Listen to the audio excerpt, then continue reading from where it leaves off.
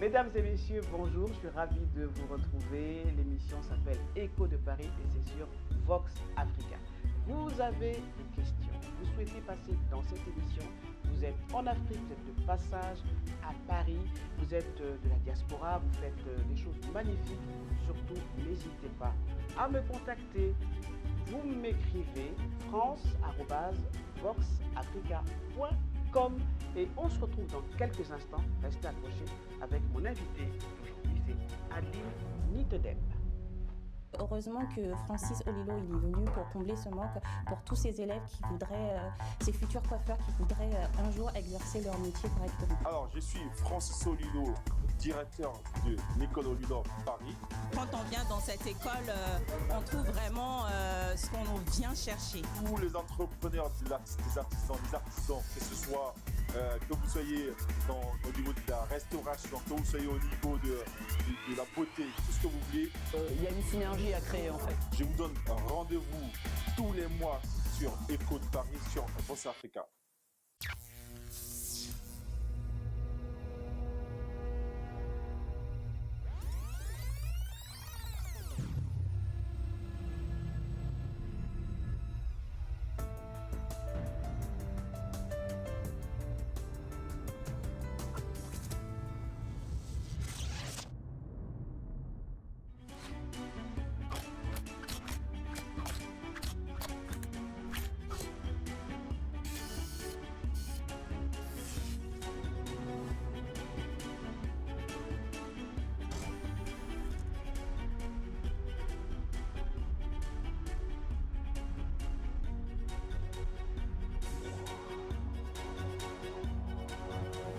Mesdames et messieurs, chers téléspectateurs et téléspectatrices, vous regardez Écho de Paris et c'est sur Vox Africa, bien entendu.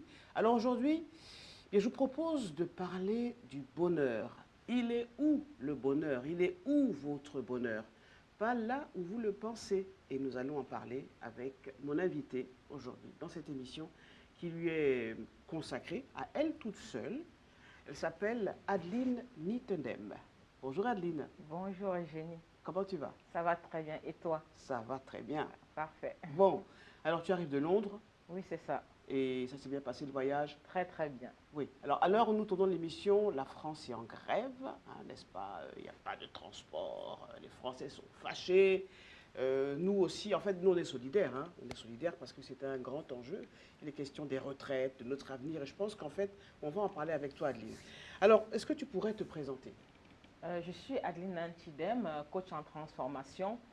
J'aide les gens à se transformer de l'intérieur pour créer la vie dont ils rêvent en fait. Voilà ce que je fais concrètement dans mes locaux à Manchester. Tu es à Manchester. Voilà, c'est ça. Ok, mais dans une autre vie, Dans une autre vie, tu j'étais as eu une vie informaticienne. lambda, tu étais informaticienne. Mon père m'a dit dès l'âge de 7 ans que je devais être ingénieur. Tout à fait. Et pendant 20 ans, j'ai couru derrière ce rêve. Pendant 20 ans, en fait, tu n'as fait qu'obéir aux injonctions, aux ordres, à la volonté de ton père. Oui, en fait, j'avais pas le choix. Je Oui. suis le premier enfant de mon père et la première petite fille de la petite lignée, en fait. Oui. Et donc, j'ai beaucoup de cadets derrière moi. Et donc, je ne pouvais pas dire que ce que papa me dit de faire, je ne le fais pas parce que ça allait déshonorer sa volonté et déstabiliser en fait les instructions et sa vision de la famille. Et je ne voulais pas le faire au fond de moi, même si j'avais les habiletés techniques, mais je devais le faire. Et quand j'ai eu mon diplôme, quand j'ai fini et quand j'ai travaillé depuis plus de 10 ans à Paris dans le secteur de l'informatique, j'étais tellement tourmentée parce que j'avais l'impression que ma vie avait été volée. C'est pas pour dire que mon père il a mal fait, non, c'était mon chemin. En fait, on a tous les mêmes parents, le même parcours. On veut obéir à papa, maman, parce qu'on est l'aîné, le petit frère, la grande sœur, le dernier. Il faut obéir parce qu'il faut obéir. Et c'est comme ça que ça se passe en Afrique. Le problème, c'est que on passe toute notre vie à côté de nos pompes. C'est ça. Il y en a qui le perçoivent comme toi tu l'as perçu depuis des années.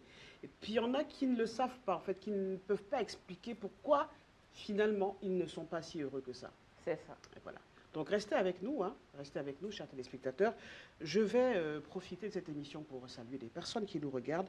Vous êtes de plus en plus nombreux à nous regarder et c'est vraiment sympa. Alors je salue Linda Michel qui est à Nzengayong, c'est à Libreville au Gabon. Je salue Mamadou Conté à Bamako au Mali. Fatima, elle, nous regarde à Zingachor au Sénégal. Et je salue Ernest Tchunke à Konsamba, c'est au Cameroun. Alors, Adeline, tu es venue nous parler en fait d'un livre, de ton livre C'est ça. qui va sortir très prochainement. Le livre s'appelle La liberté de briller. C'est ça. C'est tout un programme. Oui, c'est tout un programme. Ce livre, je pense que c'est l'une de mes missions que j'avais à faire sur cette terre parce que je ne savais pas que j'étais capable d'écrire un livre. C'était vraiment tout un parcours en fait. Parce que la naissance de ce livre arrive il y a déjà beaucoup de temps. Et il y a un moment où j'ai eu juste un rêve pour me dire que j'ai tout pour concrétiser ce que je veux faire. Et mon parcours, en fait, m'a permis de me rendre compte que le bonheur, il n'est pas derrière un poste en informatique avec un beau salaire. Et on disait que j'étais un exemple, que j'ai réussi dans ma vie. Et parce qu'on est capable d'envoyer de l'argent en Afrique, d'aider les gens. On est bien vu quand on se lève le matin, on s'habille en costume et on monte dans les ascenseurs du 10e, on travaille en tant que cadre dans les bureaux climatisés. On vit en France, on vit chez les Blancs, en France, on vit ce qui rajoute au prestige. Mes parents étaient tellement contents quand ils venaient me rendre visite, quand ils voyaient ma maison que j'avais achetée, ma voiture dans laquelle je roulais et ma famille et tout. Mais quand j'ai voulu tout abandonner, personne n'a rien compris. Bon, alors justement, là c'est la partie importante quand même. Hein. Restez avec nous, Adeline. Ça peut paraître choquant pour des personnes qui nous regardent en Afrique, parce qu'en fait, le chemin tout tracé, c'est de faire des études. C'est après les études d'avoir un diplôme, un beau diplôme qui vous propulse dans une réalité tout à fait magnifique, hein, celle que tu décris. Avoir un bon poste, travailler dans une entreprise, coter dans un ministère, en tout cas avoir un poste, gagner de l'argent à la fin du mois et ensuite briller dans la société. C'est ça. Donc, comment tu peux nous expliquer que pour toi, ce n'était pas le bonheur, que tu n'étais pas à l'aise et que tu as décidé d'arrêter tout ça? Ce n'était pas le bonheur parce que nous avons grandi, en tout cas moi, je pense que j'ai grandi et beaucoup de gens comme moi, dans un conditionnement où ce qui fait notre bonheur, c'est ce que les autres perçoivent de nous. Et nous sommes dans une prison mentale parce que on s'accroche à la perception des autres. C'est pour ça que vous allez voir, les gens, ils aiment acheter des gros sacs de marque. Moi, j'étais la première. Hein. Parce que parfois, en fait, il faut quand on passe, on voit une identité, en fait, qu'on veut projeter. Elle a réussi. Voilà, elle est capable d'acheter ça. Mais en réalité, quand vous regardez au fond, beaucoup de gens, ils pleurent. Ils ne sont pas heureux. Il y a tant de frustration. C'est pour ça que vous allez voir dans les communautés, on va se taper dessus les autres parce que quand les gens ne sont pas heureux et quand ils ne voient pas un sens réel à leur vie, ils ne comprennent pas comment vous pouvez sourire tout simplement. Pour eux, en fait, dans leur système de croyance et de pensée, c'est inacceptable. D'accord. Alors, la liberté de briller, donc c'est le titre de ton livre, Adeline. Tu veux démontrer en fait que le bonheur n'est pas où on le pense. Il n'est pas dans les diplômes, il n'est pas dans la belle situation, il n'est pas dans la belle voiture, il n'est pas dans la belle maison, il n'est pas dans les sacs de luxe, les chaussures de luxe, il n'est pas dans le prestige social. Il est où alors et comment y accéder? Le bonheur, en fait, on le construit à l'intérieur. C'est déjà la première chose que moi j'ai dû vivre. Excuse-moi, mais ça c'est facile à dire. Comment on peut construire le bonheur à l'intérieur? Quand, par exemple, autour de nous, par exemple, le porte-monnaie est vide, quand il y a la crise, comment tu peux dire que le bonheur peut être à l'intérieur de nous? Le porte-monnaie, en fait, il est vide parce que nous avons des croyances tout au fond de nous que nous ne méritons pas et que nous n'avons pas la capacité de produire la richesse. Pourtant, tout être humain est venu sur cette terre avec son kit de richesse, comme je dis souvent. Et le kit de richesse va dans votre habilité à faire des choses. Si vous regardez très bien, avant que les joueurs de foot ne soient payés beaucoup d'argent, on disait qu'ils étaient des délinquants, qu'ils ne savaient pas quoi faire de leur vie, alors qu'ils avaient un véritable talent. Et maintenant qu'on voit ce talent se concrétiser financièrement, on reconnaît que ils ont de la valeur. Voilà, qu'ils ont de la valeur. En fait, le problème, c'est que nous devons comprendre que nous avons déjà tout à l'intérieur. La liberté de briller, ça veut dire quoi? Ça veut dire que cette lumière qui est à l'intérieur, il faut qu'on puisse s'autoriser nous-mêmes à la laisser diffuser dans tout le monde entier. Alors, vous avez compris, mesdames et messieurs, qu'on parle en fait de développement personnel. Hein. Il C'est s'agit bien de cela. C'est un concept auquel les Africains ne sont pas encore habitués parce qu'ils sont confrontés à des problèmes existentiels. Hein. Je fais référence à la pyramide de Maslow où il faut d'abord manger. Donc, quand on dit... voilà, on est au Cameroun, au Gabon, au Sénégal, au Mali, au Tchad, au Congo, dans les deux Congos, partout en Afrique pratiquement, il y a un fort taux de chômage. Alors quand tu dis que le bonheur, il est à l'intérieur de nous et qu'il faut carrément ne pas chercher à avoir un poste, ne pas briller dans la société, c'est un peu un discours qui peut, comment dire, qui peut désarçonner beaucoup de personnes. Je comprends très très bien. Mais là, je peux vraiment le répondre. C'est pas une lubie de, finalement, est-ce que c'est pas une lubie de riche, quoi? Enfin, je ne pense pas. Je peux le répondre avec tellement de certitude parce que quand j'ai abandonné mon poste en informatique, je suis allée au Cameroun où j'ai créé beaucoup d'entreprises et de la richesse. Et j'ai côtoyé du villageois le plus pauvre à celui qui a beaucoup d'argent. Et j'ai compris quelque chose de très très important. En fait, le villageois qu'on pense qu'il est pauvre, il est heureux. Pourquoi? Parce que quand il veut manger, il a sa terre qu'il cultive, il arrive à manger, il mange avec. Ce qui va le rendre malheureux, c'est parce qu'il y a les réseaux sociaux qui vont lui faire projeter une réalité extérieure qu'il ne vit pas en fait. Et ça crée un manque. quelle réalité? La réalité, par exemple, qu'il faut rouler dans une grosse ou belle voiture, je ne sais pas. Parce que la preuve, c'est que dans nos plantations en Afrique, nous avons beaucoup de mal à trouver des employés. Comment expliquez-vous que dans un pays qu'on va dire qu'il est sous-développé, les employeurs souffrent pour trouver des employés qualifiés? Ça a été ton cas? Ça a été mon cas. Alors, ça c'est une autre partie de ta vie, hein. Adeline, on va remonter le décor. Donc, Adeline donc, est mon invitée sur Vox Africa Éco de Paris.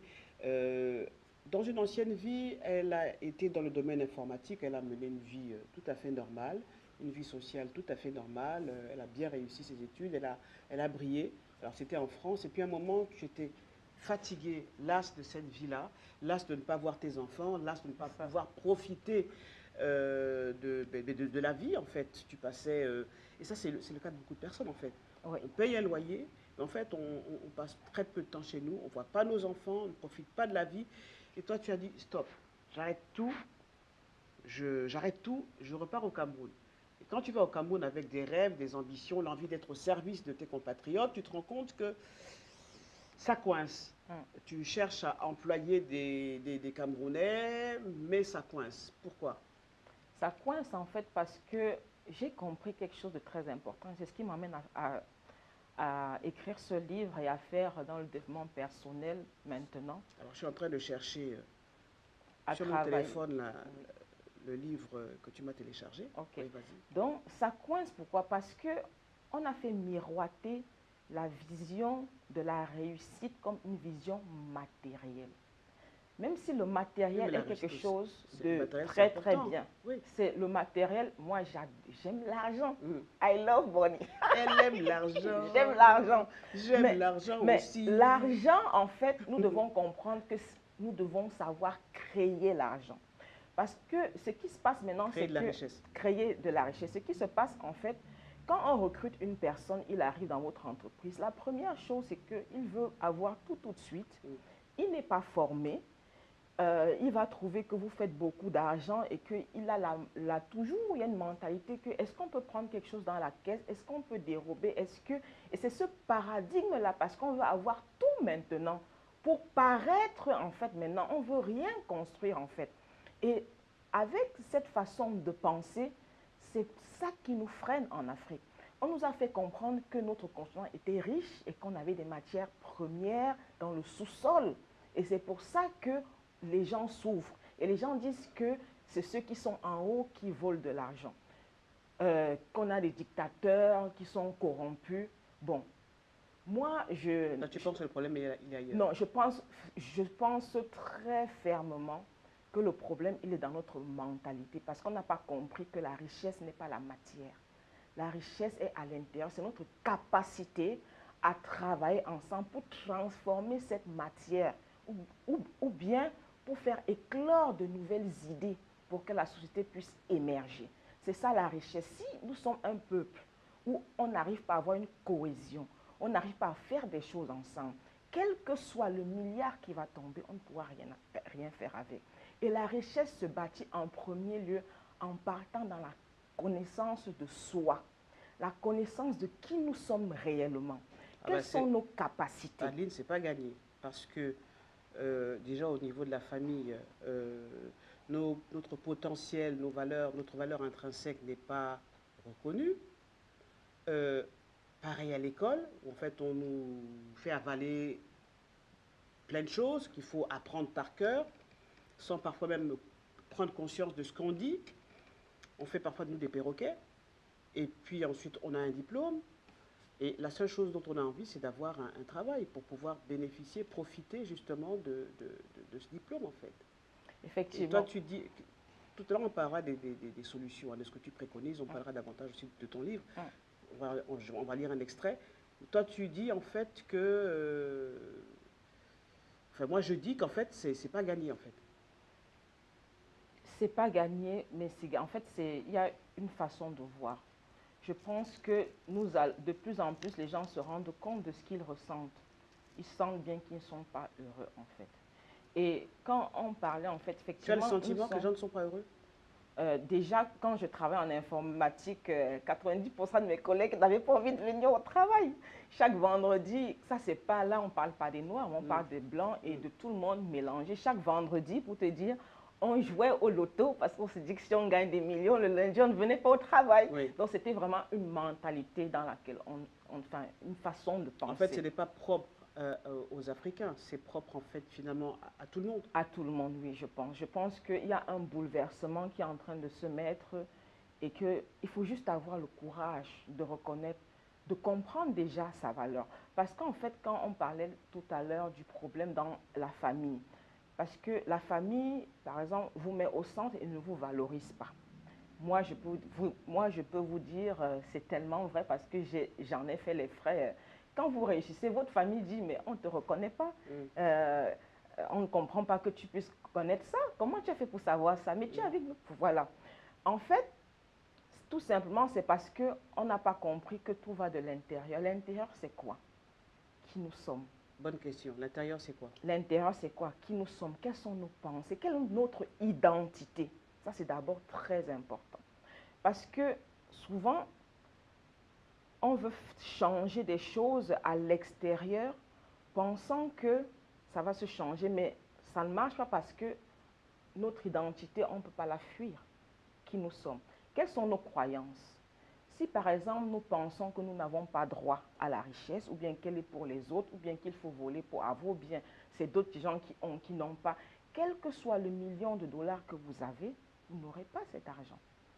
Voilà. L'intérieur, c'est quoi? Quelles sont nos pensées? Quelles sont nos habitudes? Quel est le système qu'on met en place de manière... Quel est le rapport entre les pensées et la réalité? Les pensées, en fait, sont très importantes et il faut très bien comprendre ça parce que maintenant, la mécanique quantique, bon, j'en parlerai peut-être beaucoup, explique déjà très très bien ça. Les pensées, en fait, ce n'est pas des choses qu'on ne voit pas. C'est vrai que ça ne fait pas partie de notre spectre visible, mais c'est aussi de la matière, même si on ne voit pas à l'œil nu. Je vais prendre un petit exemple. Quand vous prenez l'avion et que l'avion veut atterrir et qu'il y a beaucoup de nuages en bas, vous allez sentir des secousses. Mais quand vous êtes sur le sol, vous pensez que les nuages, c'est juste des trucs, vous passez, ce n'est pas vraiment la matière. Les pensées, c'est la même chose. Les pensées, en fait, font partie du système de qui permet de diffuser en fait votre fréquence de vibration sur la Oh là Terre là en là fait. là, Agnew, qu'est-ce que tu nous racontes là? C'est quoi les séquences de vibration? Pardon, pardon, explique-nous. Parce que là, bon, c'est vrai que je m'y connais un peu, mais moi je me mets à la place de ceux qui nous regardent, qui nous regardent, qui nous écoutent, ils se disent, mais qu'est-ce que ces deux bonnes femmes sont en train de nous raconter? Elles nous pompent l'air. Ah, c'est vrai, c'est vrai. Bon, là, j'ai Alors, bien envie explique-nous vraiment. d'expliquer de manière On va prendre, scientifique en fait. exactement, on va prendre le cas, on est en France là en ce moment. Oui. Les Français sont en grève, ils sont Mhm, fâchés mhm, parce ils sont en train de revoir le système de la retraite. c'est ça. Ok. Donc il y a une grève générale et depuis qu'ils font des grèves, les Français, c'est qu'en fait, ils veulent améliorer leur vie, leur Mhm. pouvoir d'achat.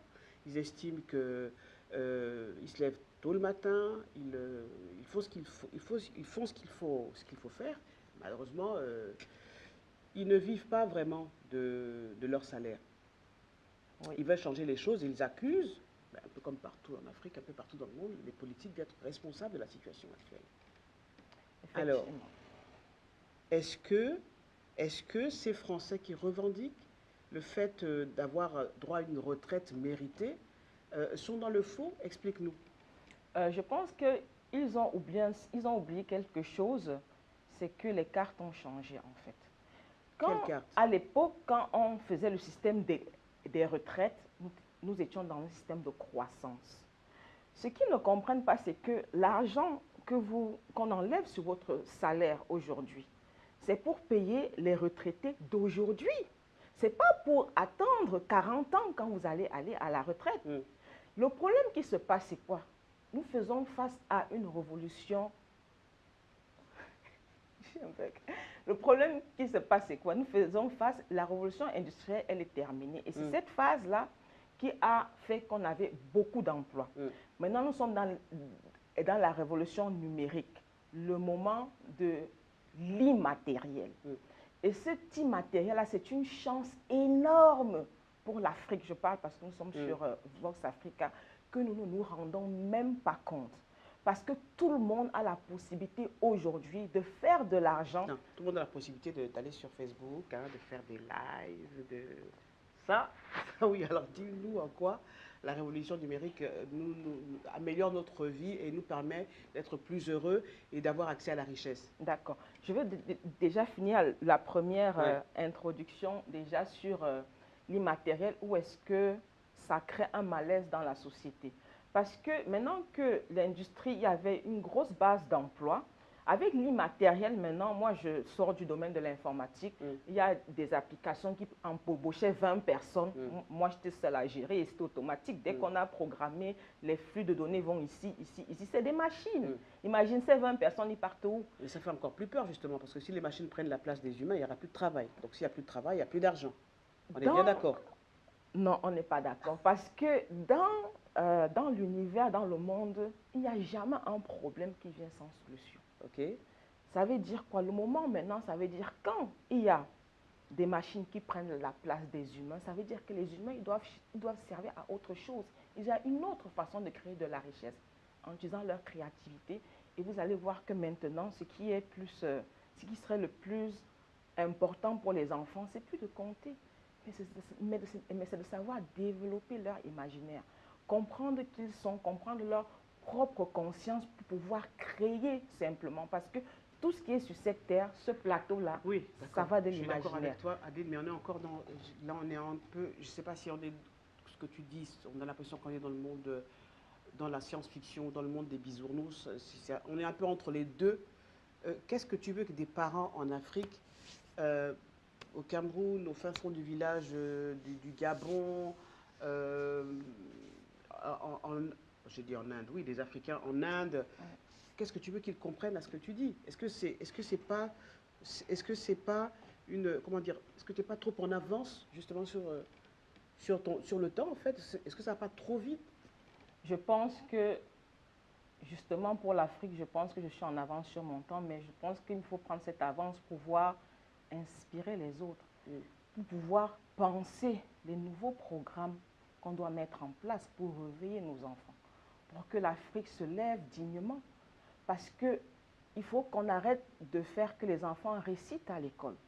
Il faut qu'on arrête de faire que les enfants... Moi, j'ai donné des cours en master à l'université, mais quelqu'un en master te parle avec la main devant la bouche. Ça prouve qu'il y a un manque de confiance énorme. Et quand vous avez manque de confiance en vous, vous ne pouvez pas créer, justement. Quel que soit ce qu'on va mettre devant vous, vous allez voir que ce n'est pas intéressant. Parce que votre attention est dirigée ailleurs, en fait.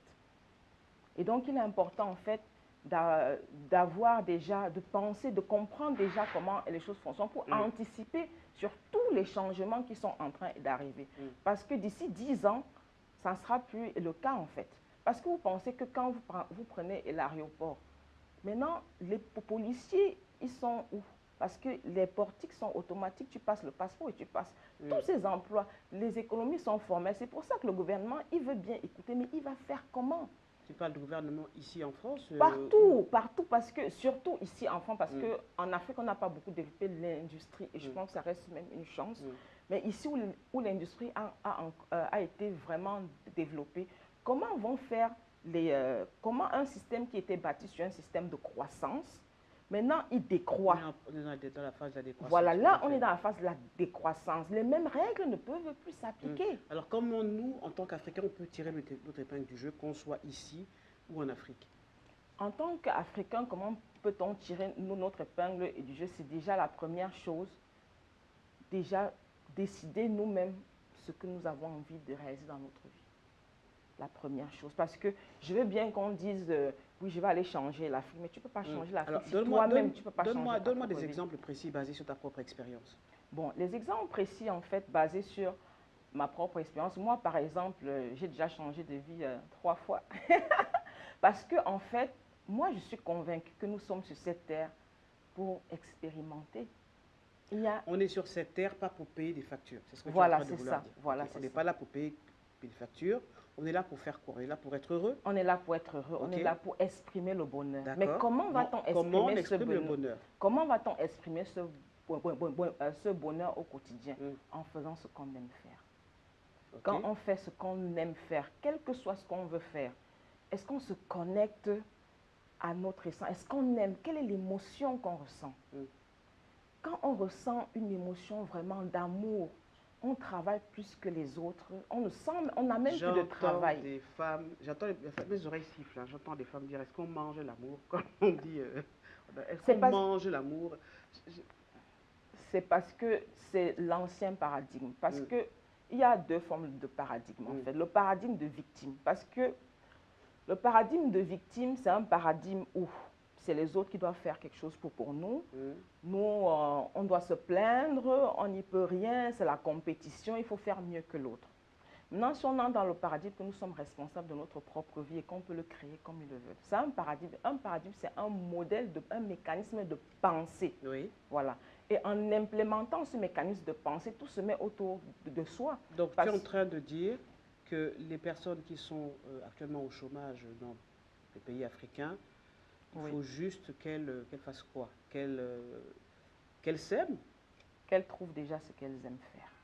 La première chose. Et qu'elles se forment. Et qu'en deuxième chose, qu'elles trouvent ce qu'elles aiment, qu'elles se forment et qu'elles voient sur le long terme.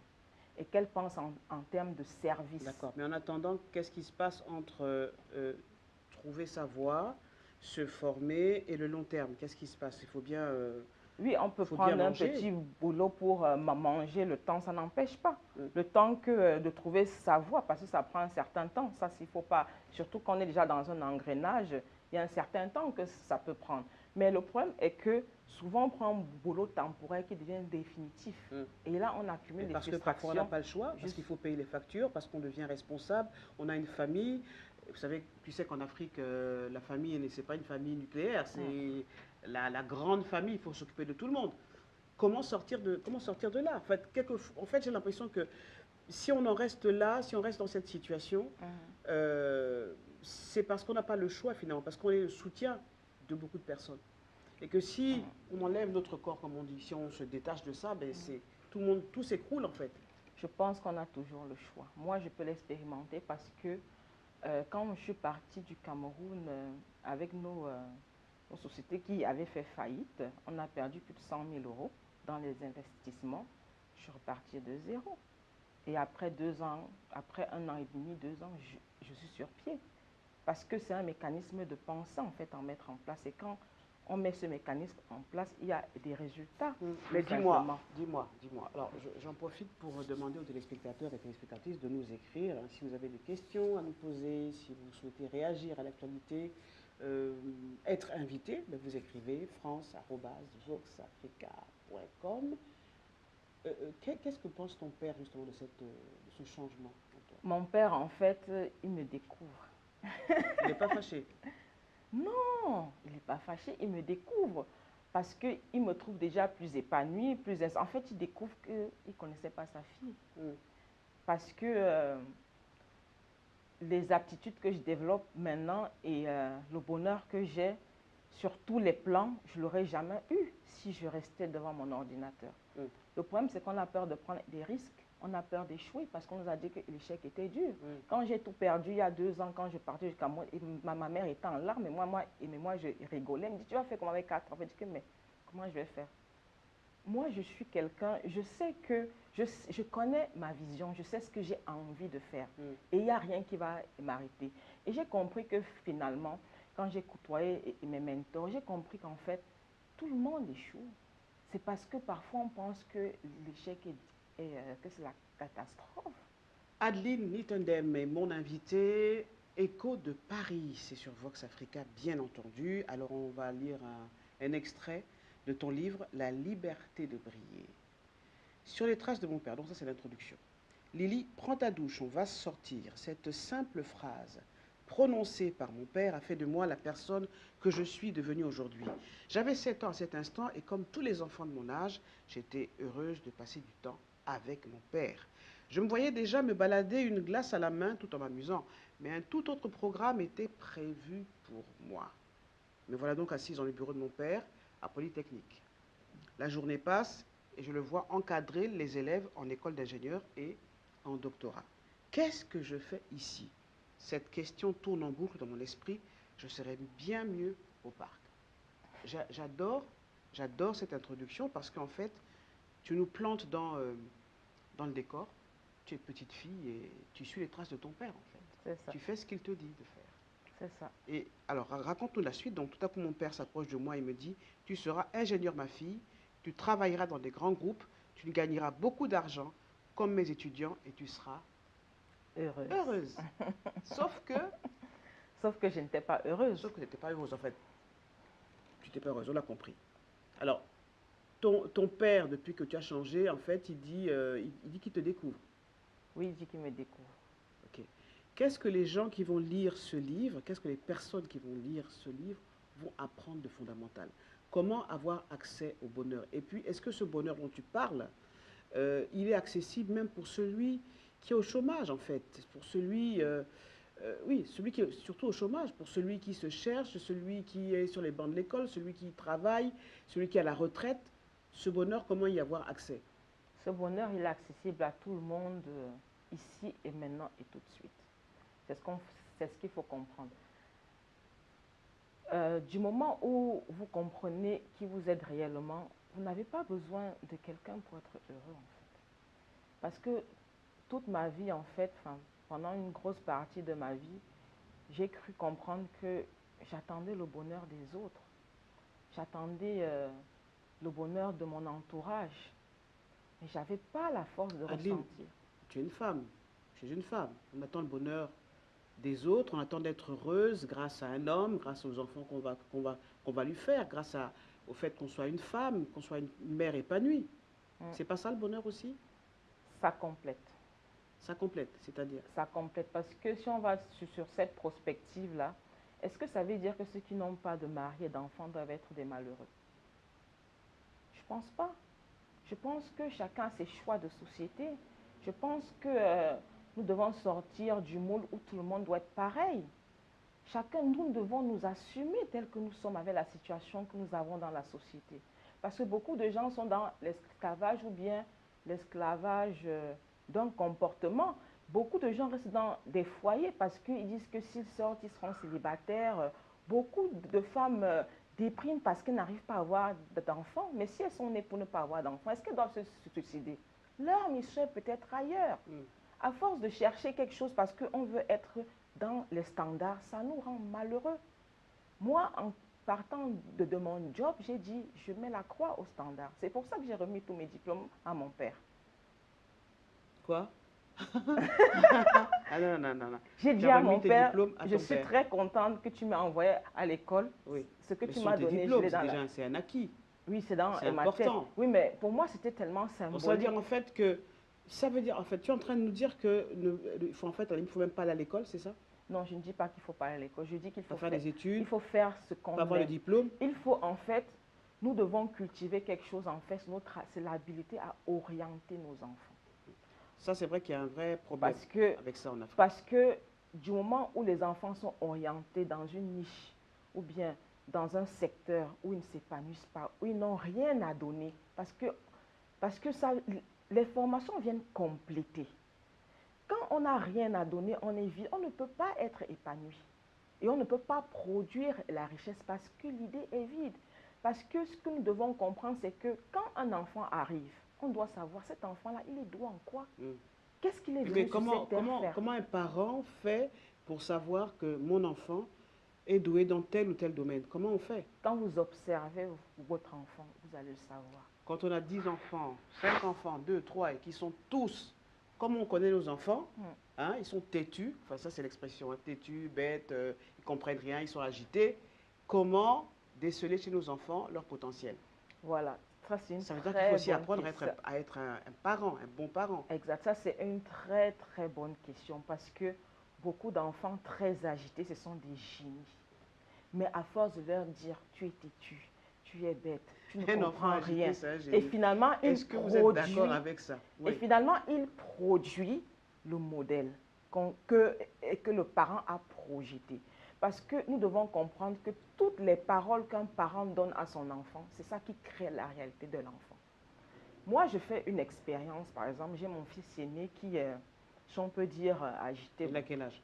Il a 10 ans. Oui. Voilà. Donc il est agité. Je n'aime pas utiliser ce mot en fait. Il est quoi? Mais j'ai compris que c'est quelqu'un qui a tellement Le mot à la d'habileté. mode, c'est hyperactif. J'aime pas ces mots en fait parce que ça stigmatise les enfants. Et quand vous dites qu'un enfant il est hyperactif, il développe plus son génie. Parce qu'un enfant qui bouge, ça veut dire qu'il a de l'énergie. Il faut lui donner des choses à faire. Quoi, et par plus exemple? vous lui faites-lui faire plusieurs activités, s'il aime aller au judo, s'il aime courir. Et revenons sur une question dont on a parlé là tout à l'heure pour connaître comment orienter l'enfant. En tant que parents, en fait, soyons proches de nos enfants. Proches, ça, vous savez, même si vous en avez 20, 15, prenez un temps, 1 heure par semaine pour discuter avec votre enfant, de manière décomplexée et sans jugement. Bon, déjà qu'on a du mal à suivre les devoirs des enfants parce que parfois on n'y comprend rien, parce que oui, on n'y comprend rien, parce qu'on est occupé ailleurs, parce qu'on est fatigué, parce qu'on a aussi envie de se reposer. Comment on fait? En fait, ça veut dire que c'est une véritable révolution intérieure, une révolution comportementale qu'il faut amorcer. Si on veut un changement, on n'a pas le choix. Parce que sinon, qui éduque vos enfants? Moi, si vous regardez dans mon livre, je suis partie pourquoi j'ai compris que c'est la société qui éduquait mes enfants. C'est eux le paradis. Parce que moi, je passais quoi? Je voyais mes enfants, quoi, 2 heures chaque soir. Tu le dis hein, dans le livre. Quand je me levais le matin à 6h30, à 6h, je les apprêtais et je me souviens très bien. Je devais prendre mon bus à 8h10 et je devais les emmener chez la maman à 8h. Et quand j'arrivais devant la porte de la maison, dès qu'elle prenait la poussette avec sa main, je dis, j'entrais pas avec la poussette. Dès qu'elle tenait la poussette avec sa main, j'étais partie. Et après, j'ai dit, mais au final, c'est quelle vie ça? Mes enfants, je rentre et je vois à la maison, je vois des habitudes que ce n'est pas moi qui ai donné. Pourtant, les femmes se sont battues aussi pour travailler. C'est quelque part le prix à payer aussi. Mais on va revenir sur ton enfant. Tu disais que ton enfant, il a 10 ans et il a de l'énergie. Voilà, c'est ça. Comment on fait pour être près de son enfant, découvrir son potentiel, afin qu'il puisse, lui, avoir accès au bonheur dont tu parles? Discuter avec lui, sans jugement. Demandez-lui ce qu'il aime. Moi, je pense que nous devons rétablir quelque chose parce que les parents sont souvent très loin de leurs enfants. Et les parents projettent une réalité qu'ils veulent sur leurs enfants, sans entrer dans leur monde, en fait. C'est ça le problème. Et quand vous dites qu'il faut que mon enfant soit comme l'enfant que j'ai vu à la télé, vous êtes en train de... C'est un monstre que vous voulez créer, en fait, parce que vous êtes en train de vouloir créer quelqu'un qui n'est pas. Moi, il y a parfois des moments où moi, j'allais déjà très mal déjà pendant mes études. Au fond de moi, je sentais... Je suis vraiment une rebelle. Au fond de moi, je sens... Il y a des moments où il y avait des week-ends, je n'allais pas en cours. Je disais que j'étais malade. C'est plus tard que je comprends ça. Je disais que je n'étais pas malade, je n'avais pas mal à la tête, mais je n'avais pas envie d'y aller. Alors, vous qui regardez cette émission, si vous avez le sentiment qu'il y a quelque chose de pas très clair qui se passe en vous, il y a un sentiment d'insatisfaction alors qu'en fait, vous menez un grand train de vie, que vous brillez en société et que ça ne va pas, on vous conseille de lire le livre de Adeline Nottingham, La liberté de briller. C'est ça. C'est ça? C'est ça. D'accord. Où est-ce qu'on peut se procurer cet ouvrage? Il va sortir courant avril, en fait, et ça sera sur Amazon. Pour l'instant, en fait, j'ai déjà, pour ceux qui vont en sur version Internet, numérique ou en version papier? Les deux. D'accord. Pour ceux qui, j'ai déjà une page en fait, où vous pouvez juste vous inscrire et déjà recevoir le premier chapitre gratuitement. Ça vous fera un peu de, comment on dit, des arachides à mettre dans votre bouche en attendant. Alors, on va lire un autre extrait, si vous le souhaitez, messieurs, dames. Alors, c'est toujours donc l'introduction. Mon père avait dit vrai. Cela fait maintenant 10 ans que je travaille en tant qu'ingénieur. Et effectivement, je suis payée généreusement. Mais je ne suis pas heureuse. Je ne consacre plus assez de temps aux gens que j'aime. Ma vie se résume au travail. Ce métier est-il vraiment fait pour moi? La réalité, derrière mon bureau, derrière mon beau salaire, c'est que mon travail ne me passionne pas et pourtant, j'y passe 80% de mon temps. Comment puis-je être heureuse dans ces conditions? J'ai conscience que ma vie est remplie d'incohérences. Je paie une assurance pour une voiture qui ne me sert que 20% de mes temps libres. Je dépense le tiers de mes revenus dans une maison où je ne fais que dormir et passer le week-end. J'ai des enfants que j'aime et que je veux éduquer, mais que je ne vois que 2 heures par jour en semaine et tout de même le week-end. Et là, je me dis que peut-être la petite fille de 7 ans que j'étais avait raison. Le bonheur, ce n'est pas ça. Alors, en quelques mots, est-ce que tu peux résumer justement ce qu'il faut faire pour être heureux quand on vit cette situation? Je sais qu'il y a beaucoup de personnes qui vivent la situation que tu décris dans ce livre. Quelles sont les premières étapes? Qu'est-ce qu'il faut faire? Les premières étapes, en fait, c'est de découvrir ce qui va vous faire plaisir.